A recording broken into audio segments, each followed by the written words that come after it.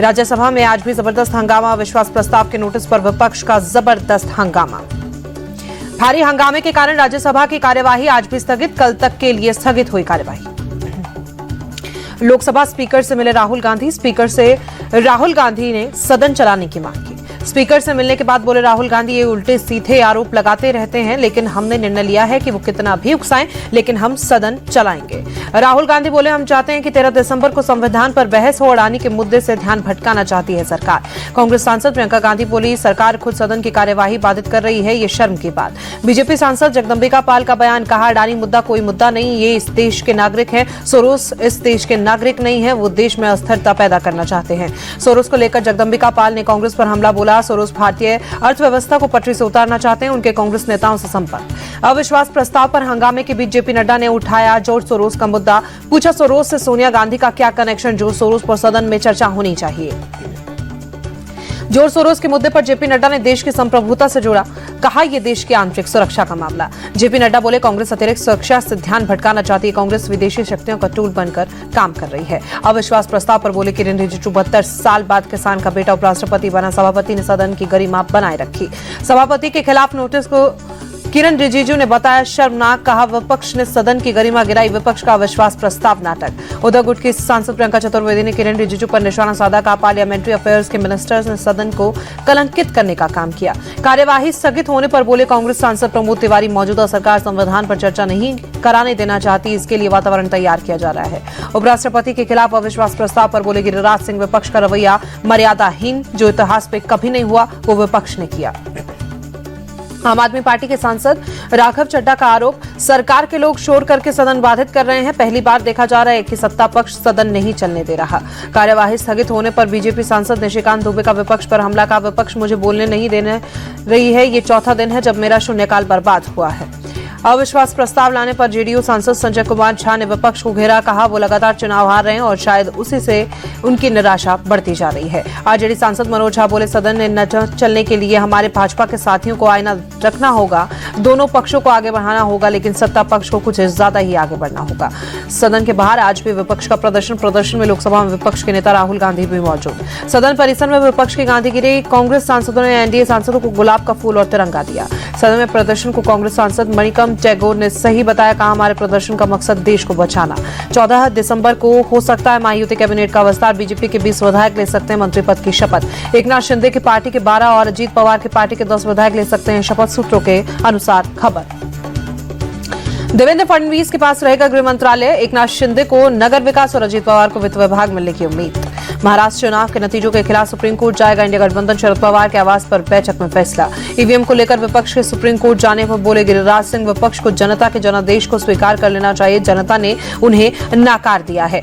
केंद्रीय मंत्री हर्ष मल्होत्रा का बयान, कहा इस बार दिल्ली की जनता ने स्पष्ट ठाना है, इस बार दिल्ली में भाजपा का मुख्यमंत्री बनाना है। हर्ष मल्होत्रा का अरविंद केजरीवाल पर आरोप, 10 साल में केजरीवाल ने साफ पानी नहीं दिया, वो ना तो काम करते हैं ना ही काम करने देते हैं। कांग्रेस से गठबंधन की संभावना पर केजरीवाल का बयान, दिल्ली चुनाव में कांग्रेस से कोई गठबंधन नहीं, दिल्ली में अपने दम पर चुनाव लड़ेगी आप।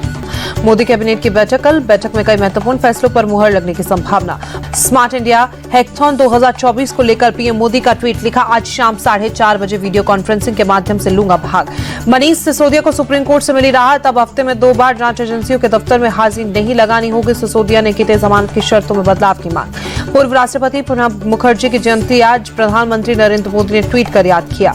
गोरखपुर में यूपी के मुख्यमंत्री योगी आदित्यनाथ का जनता दर्शन, लोगों की समस्याएं सुने, अधिकारियों को दिए कार्रवाई के आदेश। भोपाल में वेब सीरीज पंचायत के कलाकारों की टीम, मध्य प्रदेश में सीएम मोहन यादव ने की कलाकारों से बातचीत। शिरोमणि अकाली दल प्रमुख सुखबीर सिंह बादल ने भटिंडा के श्री दमदमा साहिब की सेवा की, धार्मिक सजा के बाद विभिन्न गुरुद्वारों में दे रहे हैं सेवा। झारखंड में जेएसएससी सीजीएल परीक्षा परिणाम रद्द करने की मांग को लेकर प्रदर्शन पर बोले बाबूलाल मरांडी, सरकार सच्चाई को दबाना चाहती है, जहां सरकार गड़बड़ करेगी उसका विरोध भाजपा करेगी। जेएसएससी सीजीएल परीक्षा को लेकर बीजेपी नेता चंपई सोरेन का बयान, विद्यार्थियों का भविष्य से जुड़ा है, सरकार को इस पर संज्ञान लेना चाहिए। पंजाब हरियाणा शंभू बॉर्डर पर डटे हैं किसान, विभिन्न मांगों को लेकर विरोध प्रदर्शन जारी है। भारतीय रिजर्व बैंक के नए गवर्नर संजय मल्होत्रा ने कार्यभार संभाला, अगले 3 वर्षों के लिए बने आरबीआई के गवर्नर। रक्षा मंत्री राजनाथ सिंह ने मॉस्को में राष्ट्रपति पुतिन से की मुलाकात, भारत और रूस की दोस्ती को सबसे ऊंचे पर्वत से भी ऊंची और सबसे गहरे महासागर से भी गहरी बताया। राजस्थान राजनाथ सिंह ने द्विपक्षीय रक्षा सहयोग के मुद्दों पर चर्चा की। बैठक के दौरान रूस के रक्षा मंत्री आंद्रे बेलोसोव से भी मौजूद रहे। सीरिया से निकाले गए सभी 75 भारतीय नागरिक सुरक्षित बैरूत पहुंचे। राजदूत नूर रहमान शेख ने किया स्वागत। बैरूत के भारतीय दूतावास ने ट्वीट कर जानकारी दी। भारतीय नौसेना ने मानव रहित MK2 UAV विमान को दी विदाई। कोच्चि में INS कुरुड पर आयोजित डी इंडक्शन समारोह में विदाई दी गई।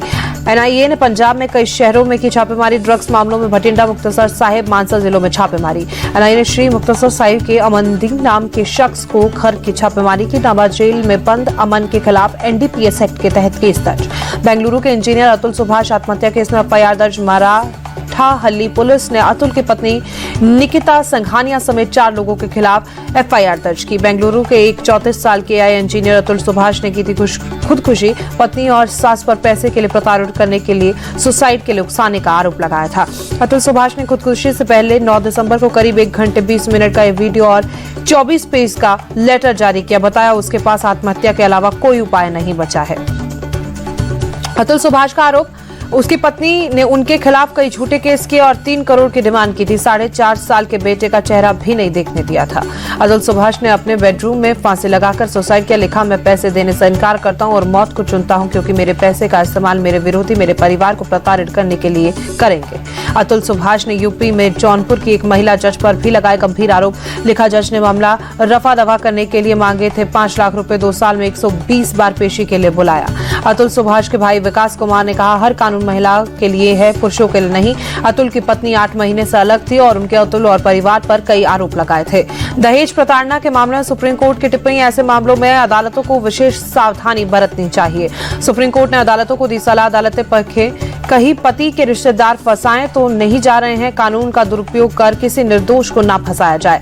बस्ती के कर्मा देवी में शैक्षिक समूह संस्थान के छात्रों को CM योगी ने संबोधित किया। राष्ट्रीय शिक्षा नीति में शामिल कौशल विकास पर दिया जोर। CM योगी ने बच्चों को दुनिया की तमाम भाषाओं के बारे में सामान्य शिक्षा देने पर जोर दिया। कहा, भाषा एक बहुत बड़ा माध्यम बन सकता है। तकनीक ने इसे और आसान किया है। भोपाल में जन कल्याण पर्व और मुख्यमंत्री जन कल्याण अभियान की शुरुआत। मुख्यमंत्री ने जारी की लाडली बहना योजना की 19वीं किश्त।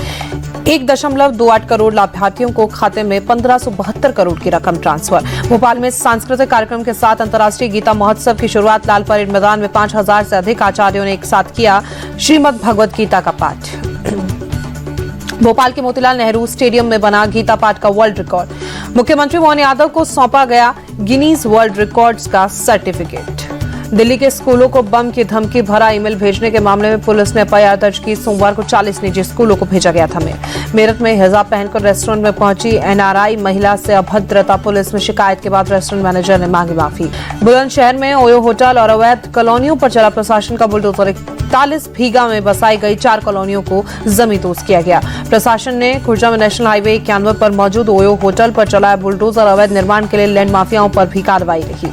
ग्रेटर नोएडा के नॉलेज पार्क एरिया में पुलिस और गौ तस्करों के बीच मुठभेड़। 25,000 का इनामी बदमाश सूरज को पुलिस ने गिरफ्तार किया। सूरज के पास से चोरी की बाइक, एक तमंचा, कारतूस बरामद। करीब 1 दर्जन लूट और चोरी के मामले दर्ज हैं सूरज पर।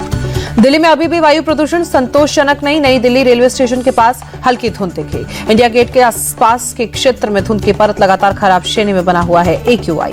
पहाड़ों पर बर्फबारी से दिल्ली में ठंड बढ़ी। एम्स के एक रेन बसेरे में शरण लेते दिखे लोग। यूपी के मुरादाबाद में ठंड बढ़ने से परेशानी बढ़ी। ठंड से बचने के लिए रैन बसेरों में शरण ले रहे हैं लोग। हरिद्वार शहर में शीतलहर का प्रकोप। ठंड से बचने के लिए अलाव का सहारा ले रहे हैं लोग।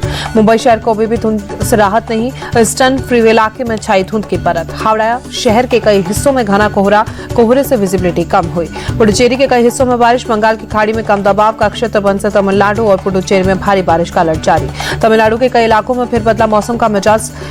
कुड्डालोर शहर में तेज बारिश हुई। मौसम विभाग का तमिलनाडु में भारी बारिश का अलर्ट। चेन्नई शहर के कई हिस्सों में बारिश हुई। श्रीनगर में शीतलहर का दौर जारी। -5 डिग्री सेल्सियस तक गिरा तापमान। ठंड से बचने के लिए लोग अलाव का सहारा ले रहे हैं। ठंड बढ़ने के साथ श्रीनगर में खूबसूरती बढ़ी। डल झील का दिखा खूबसूरत नजारा। ब्रिस्बेन टेस्ट में पहले एडिलेड में टीम इंडिया ने जमकर अभ्यास किया। तेज गेंदबाजों का रोहित विराट ने किया सामना। कोहली ने बैकफुट पर ज्यादा गेंद खेली। प्रैक्टिस सेशन में यशस्वी जायसवाल ने भारतीय गेंदबाजों के सामने अटैकिंग रुख अपनाया। केएल राहुल को डिफेंस पर ध्यान दिया। ऋषभ पंत ने पिकअप शॉट खेले। प्रैक्टिस सेशन से बाहर रहे जसप्रीत बुमराह चोट के डर से बनाई दूरी। बीसीसीआई ने रखा वर्कलोड का ध्यान। पर्थ और एडिलेड में बुमराह ने लिए थे 12 विकेट। प्रैक्टिस सेशन में विराट ने गेंदबाजी में आजमाए हाथ। 10 से 15 मिनट तक की गेंदबाजी विराट की गेंद का शुभमन गिल ने किया था सामना।